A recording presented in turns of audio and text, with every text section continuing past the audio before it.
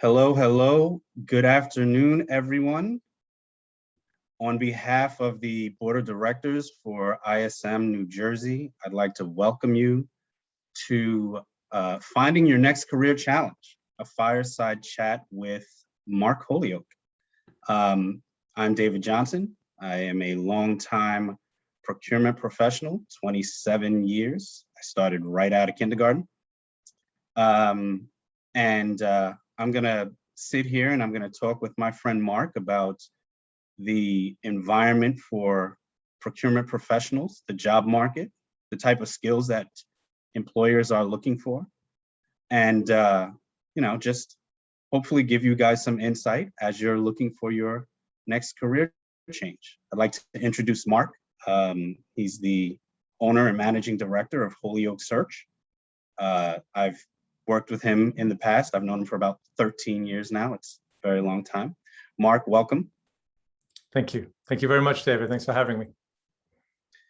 I'll start with a really quick statement intro about what's going on right now. Right? I live in a technology world, and if you look at the supply chain, procurement, and logistic function, the things that are happening right now, these shortages in inventory, the extended lead times for deliveries for logistics, the challenges to cost. Most manufacturers are looking for professionals who can remediate these challenges, who can focus on cost containment and cost optimization. And the first thing that these employers look for during these times is a good, qualified procurement professional. So with that in mind, I'd like to ask Mark, how have you as a recruiter seen the job market recently? How has it been? Sure. Well, obviously the challenges that you speak of are bread and butter, right, in procurement. And so the function has been thrust into the spotlight in a way that I think we've all been hoping it would for some time. And so while 2020 was certainly a challenging time for many professionally and personally, I do think a majority, not all, but a majority of procurement practitioners seem to be somewhat safe in their roles. They're solving big enterprise-wide problems that really no one else could. But now that they've all hit play again, and I think there's a lot more confidence around what the future will hold, and sort of a need to increase the size of their teams to scale up to address a lot of these issues, the market has gone crazy, and well beyond pre-COVID levels. In fact, I've never seen it so busy in my 20 years of recruiting as it is now. So if you are a job seeker, whether you're actively looking or whether you're just keeping an ear open to what's happening in the market, now is a great time to evaluate your options. Now, competition is up, of course. Everybody is getting in on the act, and they realize that there are some real advantages to moving, whether those are financial or career related. But I think there's ample opportunity still for people who are really doing good work around their job search. And, hopefully we can talk a little bit about some of those things that they can be doing, right? Those hints and tips, right? I still think there's ample opportunity for them to differentiate themselves from others. Again, on balance, candidates have leverage right now. Companies are struggling to find talent. If you're keeping your ears open, it's a great time to be in the market. Well, you opened up that can of worms, right? What can we do as procurement professionals to supercharge our job search? Some of those hints and tricks that you aside from obviously going to the best recruiters, like, I don't know, Holyoake Search or something like that from a procurement person, what can we do to supercharge our job search? A good question. Well, personal branding, I've been I've been talking about personal branding for a year and a half, and I still maintain that that is a hugely beneficial investment in your time. That and networking, right? So I've interviewed a lot of CPOs, and almost without fail, when asked, to what they attribute a large portion of their success to date, they've talked about the ability to assemble fantastic world-class teams around them, and they've talked about their ongoing commitment to networking. So I think to supercharge the job search, the first thing you need to do is consider that your job search strategy is not merely about preparing for one interview or reaching out to one new person on LinkedIn, but that it is an ongoing concerted effort to put yourself out there in the public eye and to associate with you a personal and professional brand that gives everybody that you're interacting with sort of this positive preconceived notion of who you are and what you do and what you stand for, right? So let's talk about a LinkedIn job search strategy, right?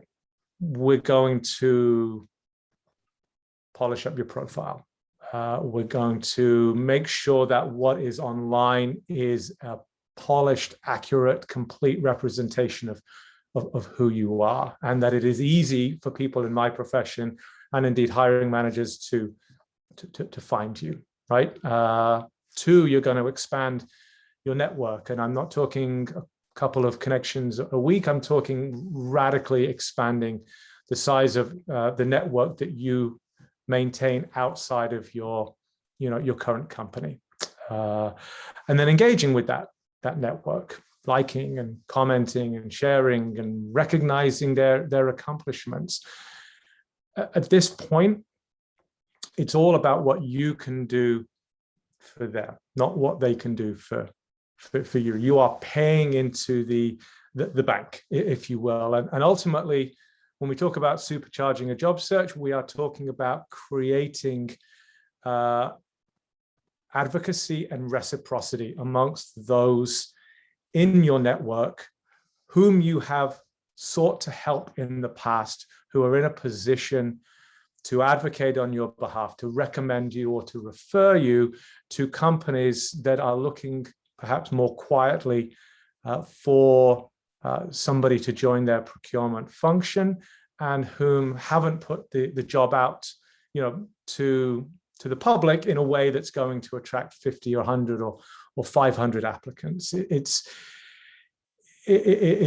giving yourself an opportunity to be where others aren't. And again, you're only going to be able to do that if you have reached out to people, established a reputation with them, and given them reason to help you when they have the opportunity to do so. And it's just so much more effective than building your network one connection or one call or one handshake at a time. And then when it comes to the interview, that personal brand just means there's far less pressure on you to try to prove your worth to them. And so instead, you can focus your time on actually getting to know the person, getting to know the company, getting to know a little bit about the role, and assessing if it's a good fit for you.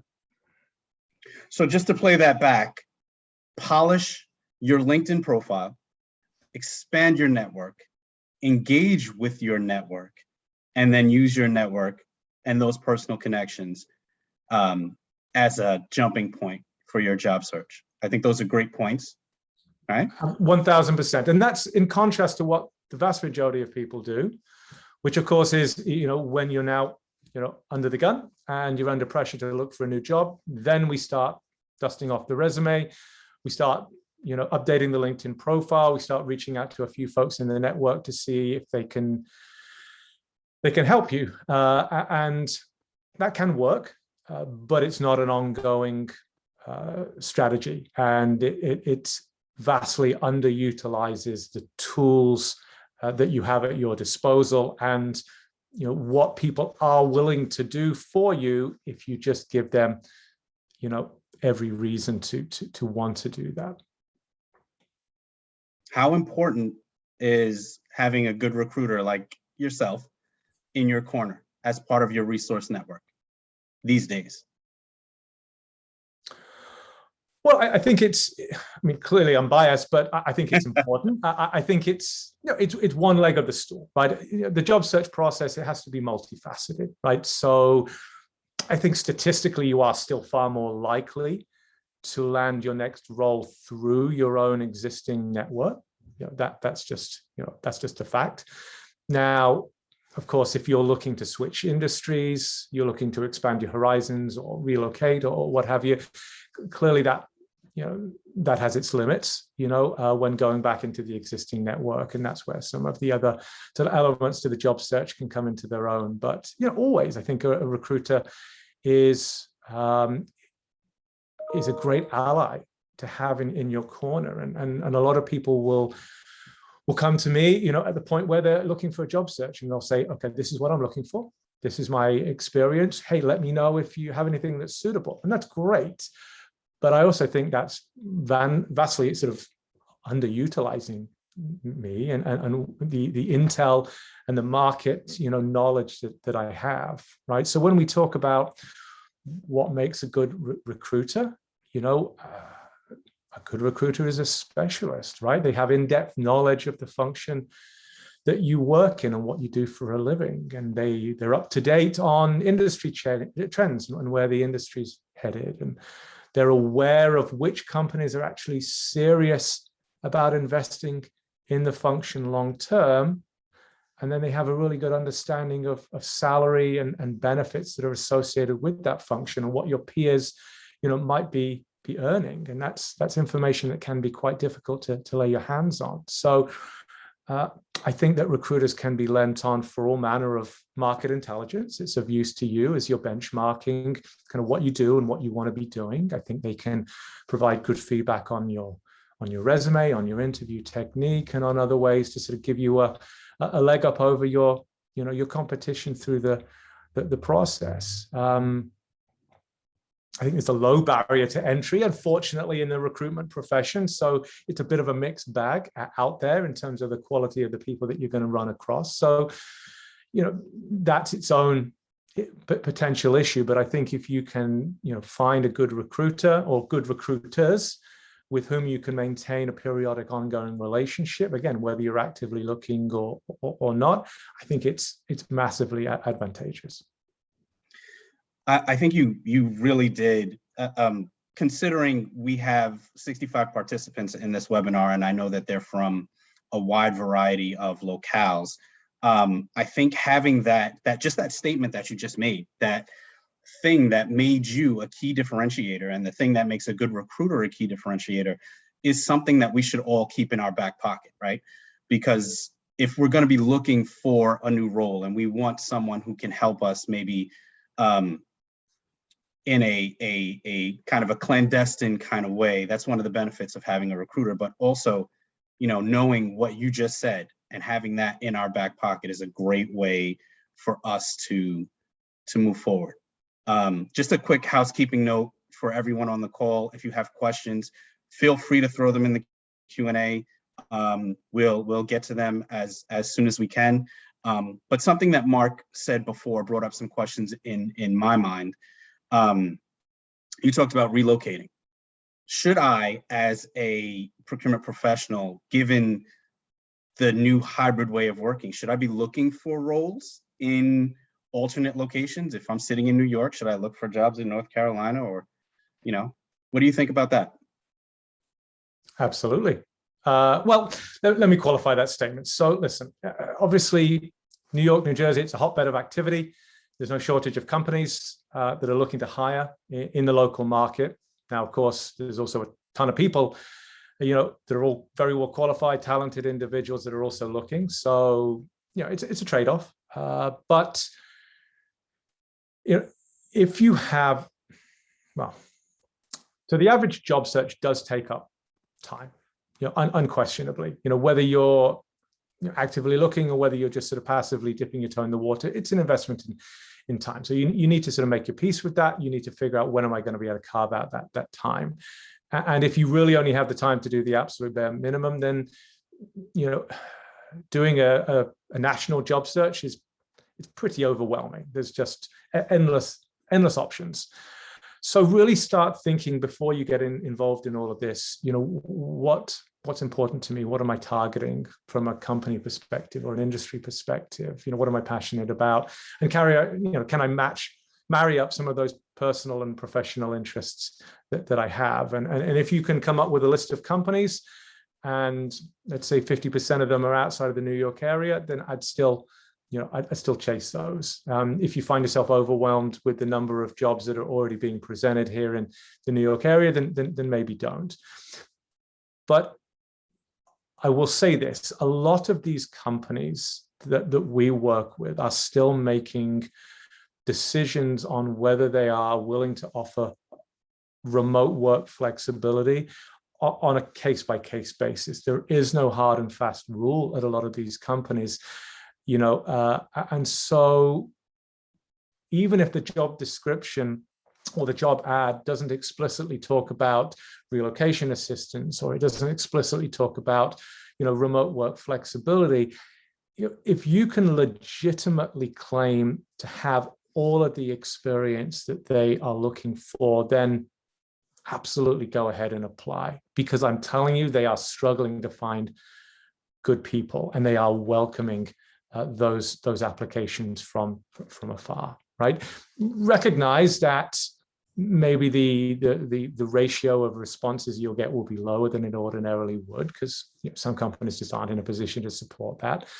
And similarly, if you're sitting in New York City and you're applying to a job in a smaller metro area, you're going to have to accept the fact that they're going to be paying a salary that's probably more in line with what they would pay their local talent, and that may or may not work for you. It may not be a trade-off that you're willing to make. But again, if you're wrestling with the decision on, should I apply or not, because there's nothing in the job description that says they're willing to consider me and the arrangement that I'm looking for, I would always err on the side of applying.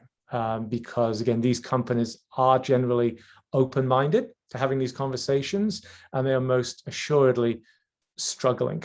And that's particularly the case amongst companies in some of those smaller metro areas that just don't have as big a pool of potential candidates from which to draw. We have a question in the Q&A box. I'll read it out to you right now. Many companies are not taking advantage of seasoned purchasing professionals. Do you have clients who've given you a profile and want only younger candidates with years of experience, and are not offering competitive salary or hourly rates if you're a consultant for short term? So yes, unfortunately, all of the above. We're seeing this sort of step change in what's going on in the market, and there's a bit of a delay in how a lot of companies are still reacting to this, right? They are going out to market in a way that may have worked 10 years ago and just isn't working now. So a lot of those companies that are complaining about the war for talent are those that, yes, they're entirely overlooking individuals with more experience on the basis that they're overqualified, or they are looking to hire exclusively those candidates who are already doing the exact job that they're hiring for. And the truth is that people these days, they need more of an incentive than that to move, and that's as true of a younger generation of procurement talent as it is a reflection of the kind of market that we're in. I think companies are changing, whether that's something they want to do or whether they're being forced into that. I think companies are changing. They are catching up. They have to, otherwise they will be sitting with these open positions for months and months and months until they sort of change their approach. So it's undoubtedly an issue.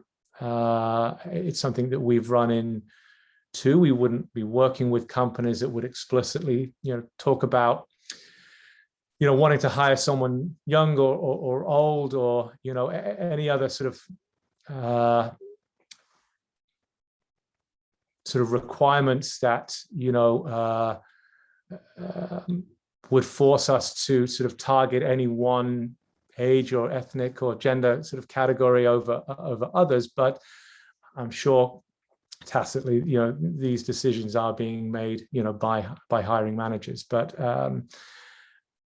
again, I think these companies are wising up to the fact that they just can't do this anymore, right? They are having to pay far more competitively for contractors, and indeed there's a lot of inflationary pressure on salaries across the board, and companies are having a hard time with that because there's a lot of sticker shock. But then I think a lot of them also need reminding that maybe some of these salary increases are long overdue, and that they actually far better reflect the contribution that these procurement people are making today than was ever the case in the past. So I think companies are getting better. They are getting better at assessing individuals based far more on the constituent skills that they bring to the table, even if those were gained in a slightly different role or over a period of multiple jobs. They are recognizing that individuals with a lot of experience are just as motivated and just as energetic and just as able to learn and apply new skills as any other generation. And again, they are being largely, forced into this decision because of a lack of the ability to get talent elsewhere. But I think it's opening up a lot of their eyes to the fact that, hey, we've been doing this kind of wrong all along. So again, it's slow progress, and we're definitely not there yet, but I think we're heading in the right direction. Thank you very much for that response. So you brought up really quickly constituent skills, and that's something that I always think about when I'm potentially looking for a new role. What are some of the key skills that you're seeing in your profile requests, or when an employer comes to you looking for a person? What are some of the skills that they're looking for? So let's take perhaps three buckets here, all of which I think are pretty important. It's not an exhaustive list, but let's start with these three. So adaptability, for sure. So that's to say, people with exceptionally strong sourcing fundamentals, but ultimately someone that combines that with the ability to be creative and propose solutions that don't merely follow tried and true recipes, right? So I think in this regard, maybe a goal versus a task orientation also seems to be of value to a lot of prospective hiring managers that we deal with, particularly those in companies where strategic procurement is being upskilled or sort of stood up for the first time. Two, you've really got emotional intelligence, empathy, and then listening and relationship building skills. So procurement is not its own island, right? It has to be seen to be operating in lockstep and with an appreciation for what's going on in the wider business. So are you attuned to that? Are you aware of the impact that you and your work is having on the internal customer base? And do you actually measure success in the same way that they do, right? And then three, I'd say self-awareness and a learning mindset. And that's maybe that sort of dovetails a little bit with adaptability, but we're in unprecedented times, right? A lot of new jobs are being created. We're seeking to solve a lot of problems that we've never faced before. So in my opinion, companies don't, or at least they shouldn't expect you to have all of the answers all of the time. Now, whether you're willing to acknowledge this about yourself and how you approach problem solving, I think says a lot about how easily you would acclimate to a job that you've not explicitly done before. And I think, in doing that, it's telling to a hiring manager, in terms of how much how much confidence I think they would have in hiring you. Wow, I hope you guys are writing that down. I'm gonna, next time I update my resume, I'm gonna add in adaptability, creativity, goal-oriented, problem solver. That's gonna go right in my headline, right in my tagline. I might be there already, but still, that's good stuff right there. I really appreciate that. Are there other? So I'm gonna ask a selfish question because I'm on the board of ISM New Jersey. Do you see employers looking for supply chain certifications, CPSM or APIX or anything like that? Are you seeing that as a requirement right now? Okay, yeah. Also good question. So I'll be somewhat careful in how I answer, given the audience, given where the invite came from. The truth is, to answer your question, no, not really. I think here's a caveat. Hiring managers really appreciate a learning mentality. So someone that has committed themselves to ongoing professional development, I think absolutely can distinguish themselves. But I don't see, people having a CPSM or indeed an MBA, as being a reason, for companies to make sort of clutch decisions between multiple candidates that are otherwise fairly similar on paper or indeed in interview. So what I say to people who then ask, well, what should I be spending my money on? Should I go for an MBA? Should I go do my CPSM? Right? I always say, if you want to pursue those and you can afford to do so, absolutely 1000% go for it. But do it because you feel like you would benefit from learning best practice, from figuring out other ways to solve problems, from giving yourself the chance to sit down with peers and other industry practitioners to figure out what they're doing and how it's similar, how it's different, right? Do it because it makes you a better procurement practitioner, not out of a sense that simply by having these credentials, you have this automatic license to go and negotiate a pay raise automatically, or that it's going to give you this automatic, advantage within an interview situation. Because, in and of themselves, no, I don't think they are that important to companies when they are looking to hire. Or if they are important, they tend to fall far enough down the list that I don't really ever talk about them. I think you do make a great point around where we started this conversation, building your personal brand and networking. Every little helps. It does. I think that is a very valuable portion of, as a guy who's got a bunch of letters after his name on his LinkedIn profile, I think that does give you a certain panache when you're putting yourself out as a leader or as a thought leader in the supply chain world. So I agree with exactly what you said, right? And I agree. Sometimes merely your involvement in those, professional associations, actually will do more for your career than getting the certification itself, right? It's putting you out there. And it's very telling to companies, that you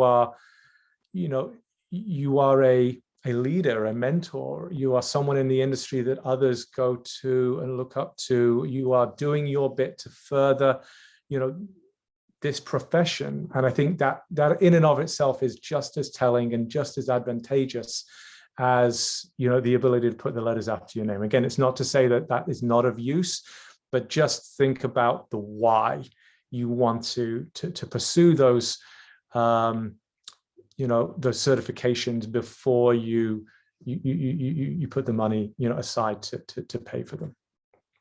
Excellent points. Let's talk about interviewing. We're in a different world now. And we talked a little bit earlier about my personal situation. I started a new role, I don't know, 8 months ago, and I've never actually been into the office. What are some of the challenges for people who are now looking for interviewing, hiring, and being onboarded in this new weird COVID world that we live in? Sure. So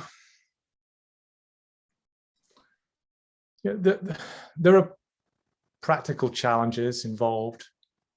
Anytime I think you insert technology into a conversation that would normally take place face to face and a little bit more organically, right? You do lose something, and people often find it a little difficult to perform their best, and I can sympathize with that. I think that, you know, where I see this as being potentially problematic is, you know, in the fact that it's a challenge to convince people to leave a company that they know intimately well, that they were probably working at long before, you know, the pandemic, and, you know, at which they have a ton of really good, you know, relationships, and convince them to move when, you know, they're not going to meet you, they're not going to step inside of the office, they're not going to be able to assess your culture or your environment, or how they were treated in the interview, or how the interviewers treated one another, right? It's very difficult to pull back the curtain and assess a company in a really meaningful way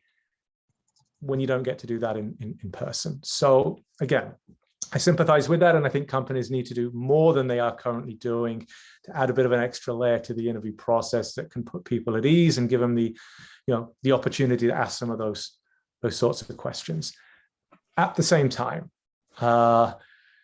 this is our new reality. It is not going away anytime soon. So if your assessment of your own interview performance, you know, over Zoom is that it is subpar, then you can bemoan, you know, this all you want, or you can take steps to address the problem. And of course, the way that companies look at this is, well, you know, if this person isn't going to be interviewing very well virtually, and that's a weakness for them, then what can we expect when they step into the job and they're conducting 50% of, you know, the conversations they have with stakeholders or vendors or peers virtually as well? So it is the new normal. It's something that people need to turn from a weakness into a strength. They need to seek out ways to improve how they interview, you know, in a virtual format, and they need to use that as a way to differentiate themselves from others who are struggling. And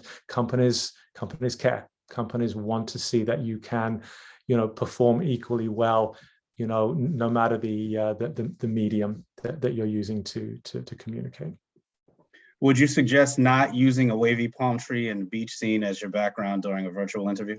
Oh no, that's a surefire offer. That's 100%. Interesting question came in. Anthony would like to know, what are the top 3 CV qualities that you look for in candidates for VP or CPO roles, and how do they best appear or jump out to you? That's a good one. I want to hear the answer to that one too. Well, okay, I can kind of go the easy route or the hard route. So remind me at the end to talk maybe more generally about resumes, because the truth is that directors and VPs make all of the same mistakes as everybody else. They do, you know, it's not managers that have, you know, or more junior that have the monopoly on spelling mistakes and grammar and formatting issues and poorly written, overly long resumes. So we can get into that a little bit more. But in terms of the VP level, I think one, you've got to clearly write the resume with the target job in mind. So what we see is a lot of people that simply update their resumes each time they look to go out to the market, and they simply bolt on their latest job on the top of the first page and leave everything sort of as it was. And when you're going from an associate to manager, or perhaps manager to director, that's okay, because fundamentally what a company is looking at and how they're assessing your experience remains rather unchanged. But when you're a director, maybe looking to pin on VP, you're being assessed in a very different way. So if you're a director and you're looking for VP, and 70% of your resume talks about your accomplishments and your contribution at a transactional level or a deal level, and where you save the company money and what categories you have experience in, then I think it sends the entirely wrong message.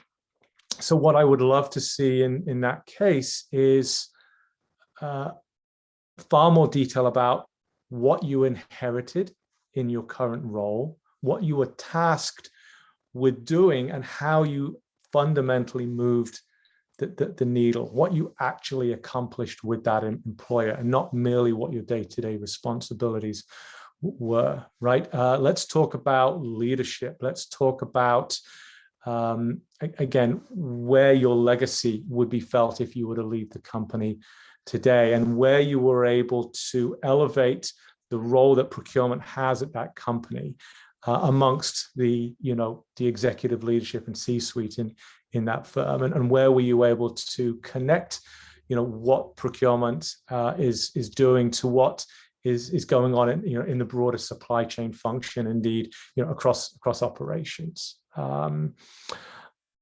would also focus heavily upon objective measures of success. So be very specific about what you have accomplished, and again, how you measured that success, whether that's cost savings or really indeed any other sort of numeric indicator of success.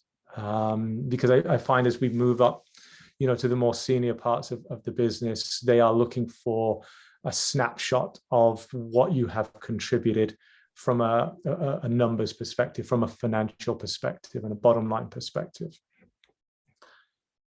Excellent points. I think I'm probably missing one, but those are the two things that come to mind, initially. Again, I'll go back to what I said, right?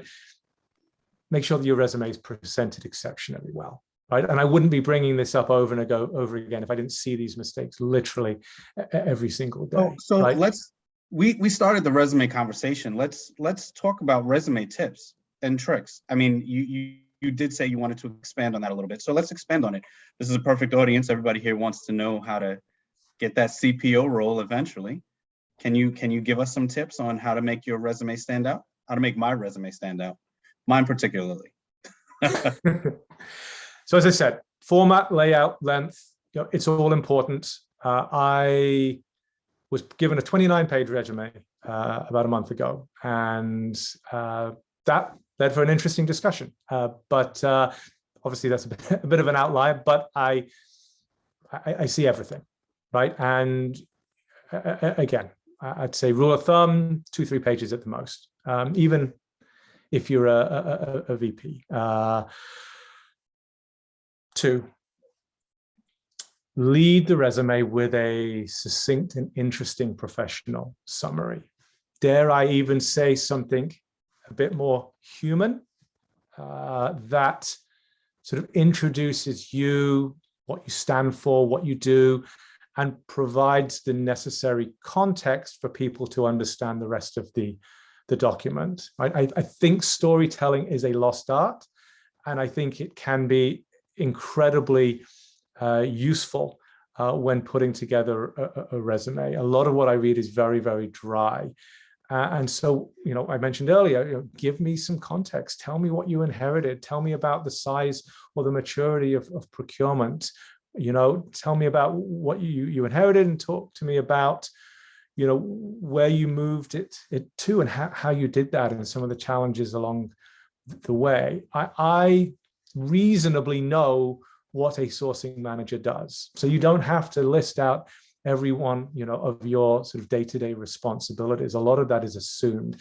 I want to know what you have accomplished, and I want to understand the context within which you were able to affect those kind of changes. Again, write your resume, with the target job in mind, and make sure that this is a living, breathing document, and not simply one that you just dust off every couple of years and add an extra paragraph to.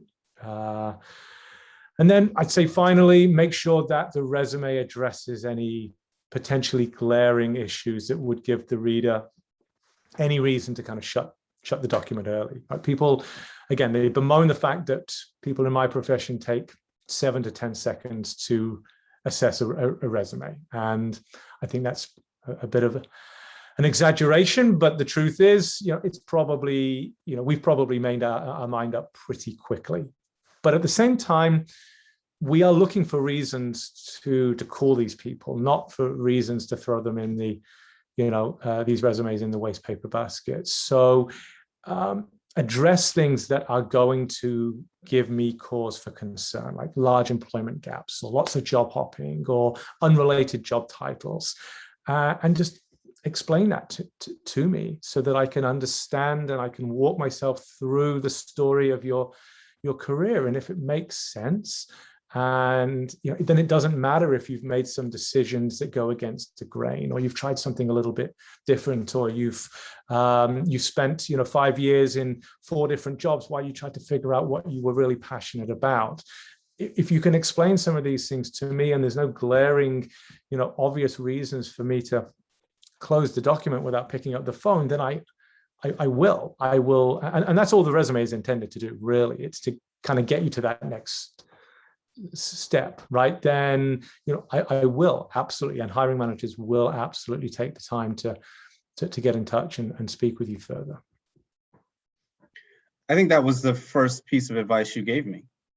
Be able to tell a good story when you're interviewing. I think that was the first thing that you said to me.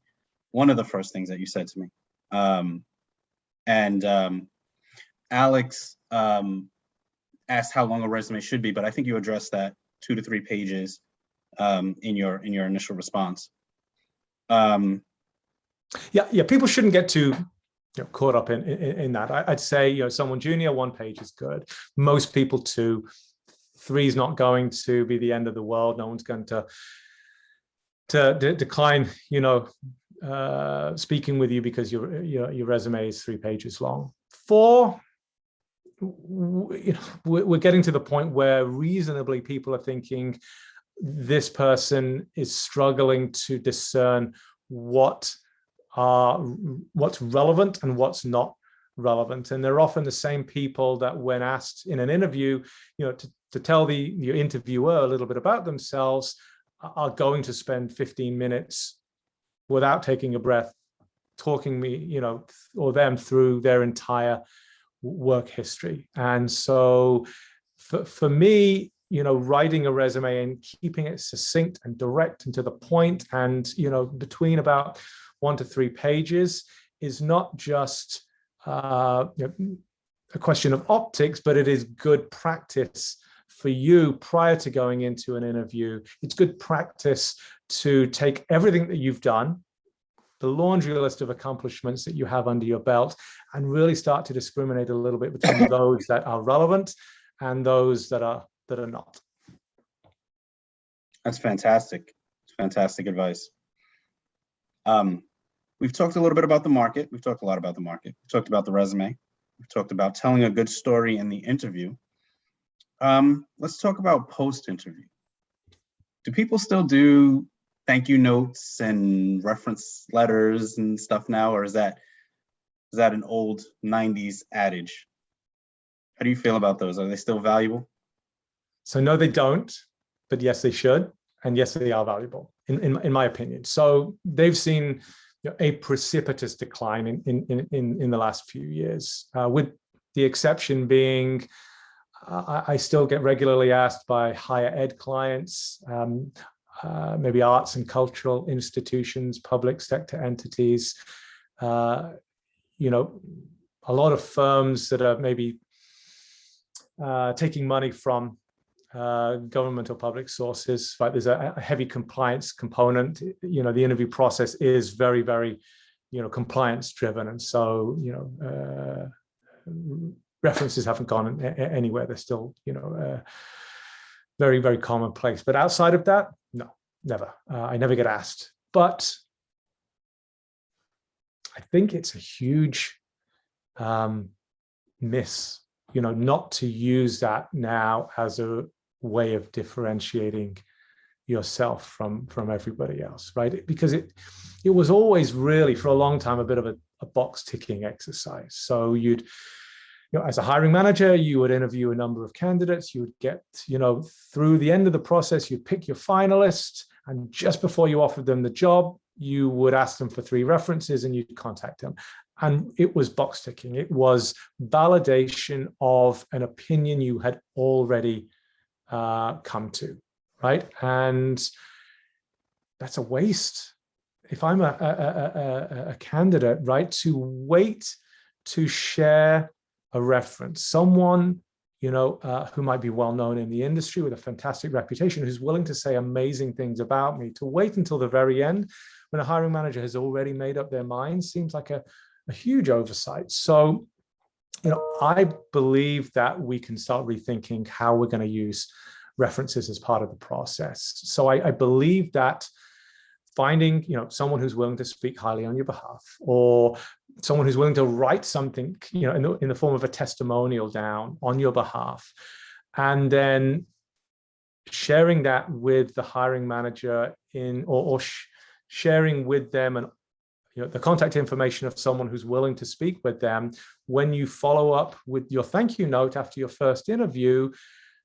Even if no one's going out of their way to ask you for that information, I just think it potentially is very, very advantageous. And no one does it. No one sends thank you notes. No one thinks to, well, a few people do, but no one thinks to jump on LinkedIn. And your LinkedIn profile is great. You've got these professional endorsements. You've contributed to the community. You've put articles out, and you're not connecting with someone that you just spoke with to give them access to all of this wonderful information. Again, I think it's a huge oversight. So just because this stuff isn't required, just because people aren't, expecting it anymore, I really don't think is a reason not to still offer companies, the chance to speak to people, on your behalf. And trust me, these hiring managers are looking for that extra information, that context, those data points. They are frustrated by the virtual interview process as much as you are, because they're not getting as much from it, just as you are not. And so, again, if someone has worked with you for the past 2 years, and it just so happens, again, to be someone that is known in the industry, that carries with it some real weight. And I would highly encourage people to take advantage of that, because particularly in a competitive interview situation, companies are looking for ways to differentiate, good from great candidates. And if this is that, then that's fantastic. And it's really a small investment in your time. So 2 great responses always, Mark. 2 questions came in around the compensation expectation question, and really preparing for salary negotiations in general, right? Can we get your suggestions on that? Well, I think more than ever, we're seeing kind of objective market data that's available to people. It's still not as easy as I would like for it, for you to get your hands on it, but it's out there. So ISM obviously do, an annual salary survey. And there are other sources, other professional organizations that kind of do their own version as well. Specialist recruiters, we're happy to talk to you a little bit about, our feedback and what we're seeing in the market. Perhaps even a trusted colleague, right? So try to get hold of that data before you do anything, right? If you're trying to negotiate a raise, whether it's internally or at a sort of an external interview, then start talking about making a list of your accomplishments and the kind of experience that you've gained over the past 12 months that would justify you getting more than a 2 or 3% merit increase. And then, at least in my mind, come up with a target number or range.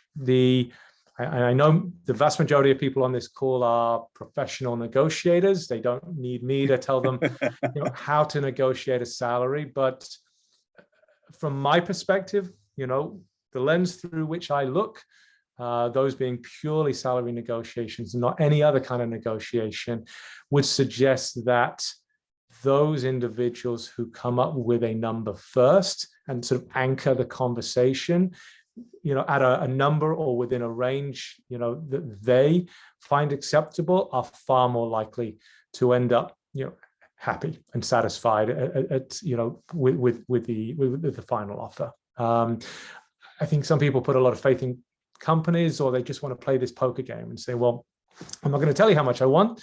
You tell me how much you're willing to pay me, and we'll go from there. Sometimes that can work, but more often than not, it doesn't. And it just gives us, now 2 or 3 weeks of work to try to get a company up from, a number that's far, far lower. Because trust me, right now, salaries are inflating at such a pace that most companies are not really used to that. So they're generally going to offer you less money unless you set an anchor, early on. And then think about, do you want to hit this number at all costs? Or is your motivation really that you're being paid fairly and equitably for the work that you're doing, right? So think about what you're willing to concede, or think about what levers are available to you beyond just base salary. Like, be realistic. As I said, perhaps be willing to concede on certain items, but also be willing to, walk away if you just can't reach a consensus. And then lastly, I'd say make sure that you're bringing this up early. Even if they don't bring this up early, it's tempting to just put it off and say, well, let's cross that bridge at the end of the interview when they're super excited about me. And, there's an argument for that. But in my mind, bring this stuff up early, set your stall out early on, because there's really only 2 reasons in my mind why a company would end up lowballing a candidate. It's one, you didn't set your expectations with them early on, whether or not they asked you to, or 2, you did set your expectations early on with them and they ignored them entirely and they came up with the number that they wanted to come up with. In either case, I think they're both telling. And so for me, I think do the research, come into the conversation prepared, with objective data for you to reference, and think about what it is that you're really targeting here, and what is important to you, both financially and non-financially. Excellent points. Excellent points. How do you feel about counteroffers?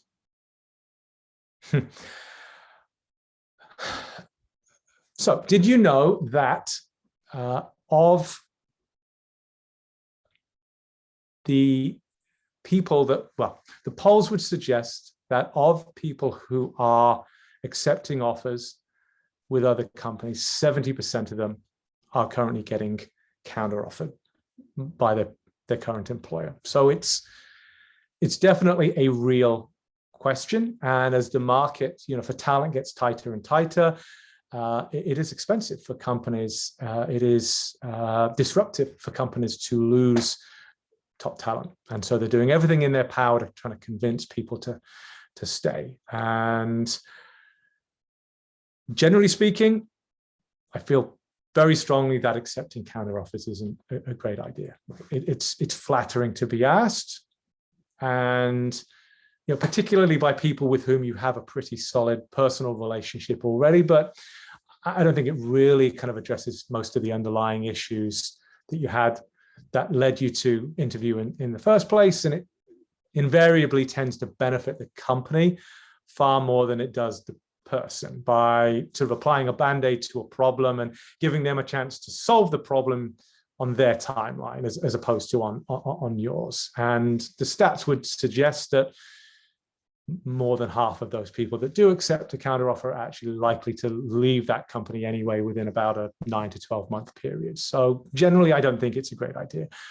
But there are recruiters out there that will try to scare the bejesus out of you by throwing all these stats in your face. And the truth is, this is your decision to make. It's no one else's, and it's definitely not your recruiters. So don't let anyone put pressure on you to do something that you don't want to do. There are some instances where it is in your best interests to stay, and maybe it took a little bit of forcing your company into a corner to kind of get them to do what you wanted them to do. But if you feel comfortable that they're being sincere and you're otherwise very happy in the job that you have, well, maybe it's in your best interests to stay. So, I think on balance, keep an open mind, be aware of the risks because they are real, but ultimately put yourself first. We've got about 4 minutes left. Would you like to take a couple of questions, or do you have some closing thoughts? Maybe talk about career management, career mobility, as it is procurement, as a procurement person, the value of thinking long term. Not really sure who all of the people are on this call. I'm thinking about people who are new in their procurement journey. Can you speak to that a little bit really quickly? I think I probably touched on it a little bit earlier. I'd say networking is key, and if we've learned anything from the people at the absolute pinnacle of the procurement function who have enjoyed a lot of success, they have committed to an ongoing, sustained effort, around networking and expanding their horizons. I'd say be brave and be willing to try new things. I think there was a time where procurement was very much a destination function. You went to procurement, sometimes for lack of any other options, and you kind of stayed put. And it wasn't really a springboard to other opportunities in other functional areas within the business. And I think all that's completely changed. Right. So if you're new and you've done a supply chain related degree and you enjoy procurement, but you want to learn a little bit more about how the rest of the business operates and potentially sort of circle back to procurement, don't be afraid to take those risks. Right. I think, again, the mindset amongst, a lot of people out there today is different than it was in the past. And we're not viewing, maybe 18 to 24 month moves, quite the way that we were. I think there's a positive association now, with people that are looking to get a much more well-rounded understanding of a commercial understanding and an understanding of how businesses operate, and, the difference between direct and indirect, and maybe taking some time to look at the supply chain or third-party risk management, right?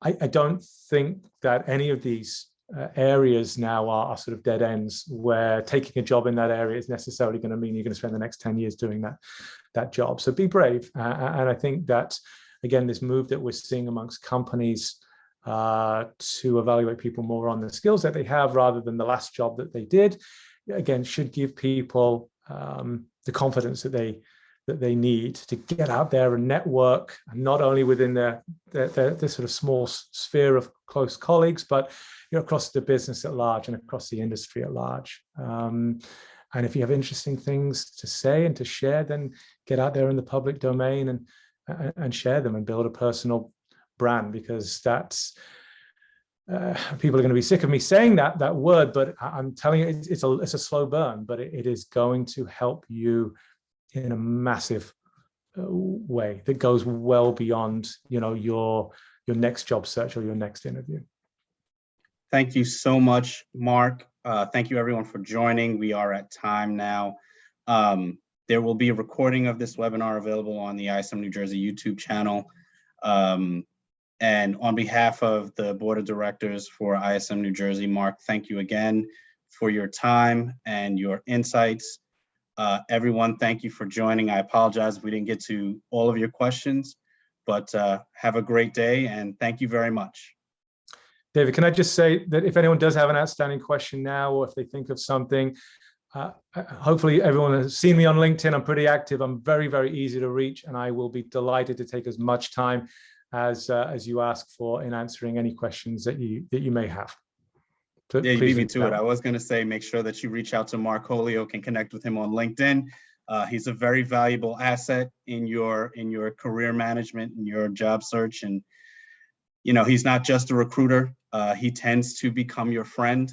Every once in a while, you get an email with a blog post or just a quick catch-up note. I can say that for 12 years. You know, every once in a while, I'll just get a note from Mark. So definitely reach out to him on LinkedIn and connect with him and enjoy that connection. Enjoy the resource. Thank you very much, Mark. Thanks, everyone. It was my pleasure. Have a great day. Thank you, everyone.